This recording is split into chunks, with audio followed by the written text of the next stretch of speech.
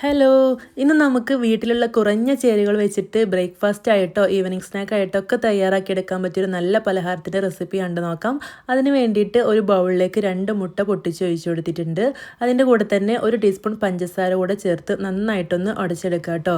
ഇതുപോലെ സ്കൂൾ വിട്ടിരുന്ന മക്കൾക്കൊക്കെ ഉണ്ടാക്കി കൊടുക്കുകയാണെങ്കിൽ നല്ല ഇഷ്ടത്തോടെ തന്നെ കഴിക്കൂട്ടോ. ഉണ്ടാക്കിയെടുക്കാനും വളരെ ഈസിയാണ്. നന്നായിട്ട് മിക്സ് ചെയ്ത് പഞ്ചസാര കലയിപ്പിച്ചെടുത്ത് കഴിഞ്ഞാൽ ഇതിലേക്ക് 1 ടീസ്പൂൺ കോൺഫ്ലവർ ചേർത്ത് കൊടുക്കുക. എന്നിട്ട് വീണ്ടും നന്നായിട്ടൊന്ന് മിക്സ് ചെയ്തെടുക്കുക. ഈ ഒരു മുട്ടയിൽ കോൺഫ്ലവർ മിക്സ് ആക്കി എടുക്കാൻ കുറച്ച് പാടാണ്. അതുകൊണ്ട് കുറച്ച് സമയം നന്നായിട്ട് ഇതുപോലെ മിക്സ് ആക്കി എടുക്കണം.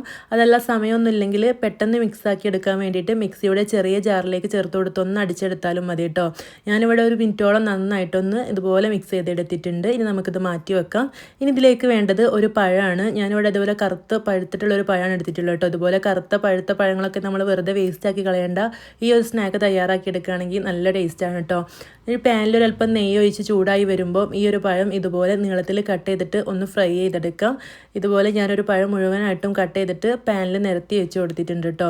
ഒരു വശം ഒന്ന് മൊരിഞ്ഞ് വരുമ്പോൾ നമുക്ക് തിരിച്ചിട്ട് കൊടുക്കാം. ആ വശം കൂടെ ഒന്ന് മൊരിയിപ്പിച്ചെടുക്കാം.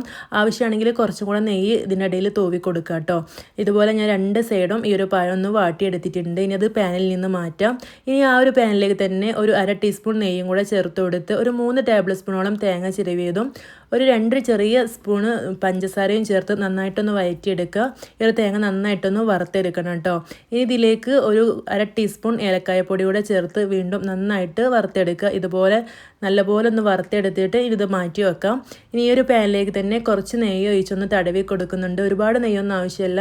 ഈ ഒരു പാനിലൊന്ന് ഇതുപോലെ തടവി കൊടുത്തിട്ട് നന്നായിട്ട് ചൂടായി വരുമ്പോൾ ചെറിയ തീയിലിട്ടിട്ട് നമ്മൾ ആദ്യം മിക്സ് ചെയ്ത് വെച്ചിട്ടുള്ള ആ ഒരു മുട്ടയും കോൺഫ്ലവറും കൂടിയുള്ള മിക്സ് നന്നായിട്ടൊന്ന് ഇളക്കി കൊടുത്തിട്ട് ഇതിലേക്ക് ഒഴിച്ചു കൊടുക്കുക. നല്ലപോലെ മിക്സ് ചെയ്തിട്ട് വേണം കേട്ടോ ഒഴിച്ചെടുക്കാൻ. അതല്ലെങ്കിൽ കോൺഫ്ലവറിന് അടിയിൽ പോയിട്ട് കിടക്കിയിരിക്കും.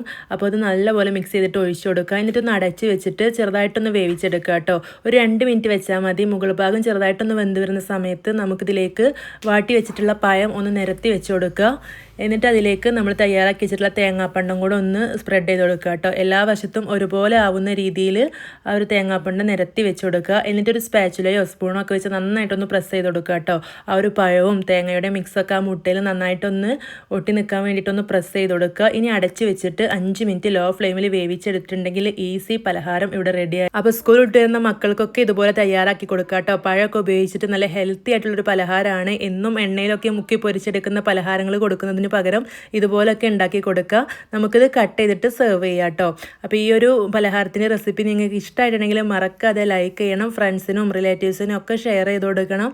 നിങ്ങളുടെ അഭിപ്രായം കമൻ്റായിട്ട് അറിയിക്കാനും മറക്കരുത് കേട്ടോ. ഇതുപോലുള്ള നല്ല നല്ല സിമ്പിൾ ആൻഡ് ഈസി റെസിപ്പീസൊക്കെ ആയിട്ട് നമുക്ക് വീണ്ടും കാണാം. താങ്ക്